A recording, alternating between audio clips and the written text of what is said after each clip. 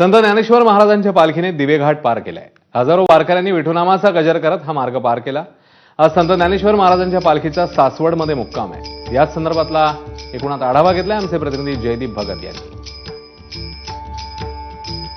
संत ज्ञानेश्वर महाराजांची पालखी दिवेघाटाच्या शेवटच्या टप्प्यावरती आलेली आपल्याला पाहायला मिळते। खरं तर लाखोच्या संख्येनं वारकरी जे आहेत ते पंढरीकडे निघालेले आहेत। पुण्याचा मुक्काम आटपून ज्यावेळेस पालखी सासवडकडे प्रस्थान ठेवते त्यावेळेस मध्ये लागणारा हा दिवेघाट आणि असा अवघड असा हा दिवेघाट आहे। त्याचं कारण असं आहे की आज एकादश असते, वारकऱ्यांचा उपवास असतो। वारकऱ्यांचे खऱ्या अर्थानं कसोटी बघणारा जो आहे तो क्षण या ठिकाणी असतो। आजचा दिवस आणि आजच्या दिवशी अवघड असा दिवेघाट पार करून अगदी शेवटच्या टप्प्यावरती म्हणजे एक वळण ओढलं की दिवेघाट संपतो, त्या ठिकाणी पालखी आल्याचं आपल्याला पाहायला मिळतंय।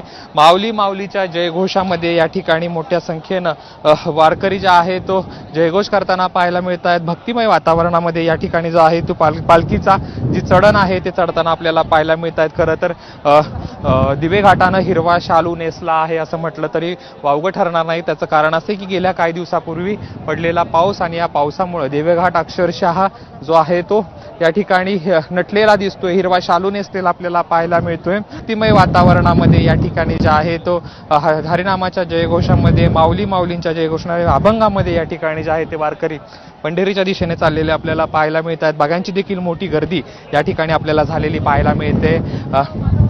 आजचा जो आहे तो या ठिकाणी मुक्काम जो असणार आहे तो सासवडमध्ये आहे। 2 दिवसाचा मुक्काम पुण्यामधला आटोपला आणि असंख्य पुणेकर जे आहेत ते आणि आपण बघू शकतो विसावा घेतल्यानंतर पुन्हा एकदा पालखी जी आहे ती घाट चढताना पाहायला मिळते। मोठा उत्साह जो आहे तो वारकऱ्यांच्या मध्ये पाहायला मिळतोय।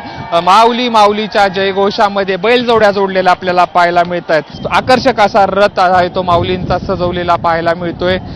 पुण्याचा मुक्काम आटपून आज पालखी जी आहे ती सासवडच्या दिशेनं आज मुक्कामाला आहे। मध्ये हा दिवेघाटात लागणारा आणि अवघा हा शेवटचा टप्पा या पालखीचा आणि या ठिकाणी आपण बघू शकतो मोठ्या उत्साह वातावरणात जे आहे ती पालखीनं दिवेघाट पार करते आहे। अगदी शेवटचं साधारण 3 ते 4 किलोमीटरचा हा दिवेघाट आणि आकर्षक अशी जी या ठिकाणी जी आहे ती फुलांची सजावट करण्यात आली आणि आपण शेवटच्या टप्प्यामध्ये जे आहे ती या ठिकाणी पालखी आहे।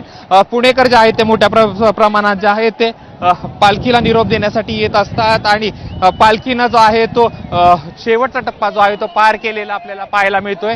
दिवेघाट जो आहे तो संत ज्ञानेश्वर महाराजांच्या पालखीनं पार केलेला आहे आणि हरिनामाच्या जयघोषामध्ये जी आहे ती पालखी आज सासवड येथे मुक्कामी असतात। कॅमेरा पर्सन अमोल गावाळेसह जयदीप भगत, एबीपी माझा, दिवेघाट।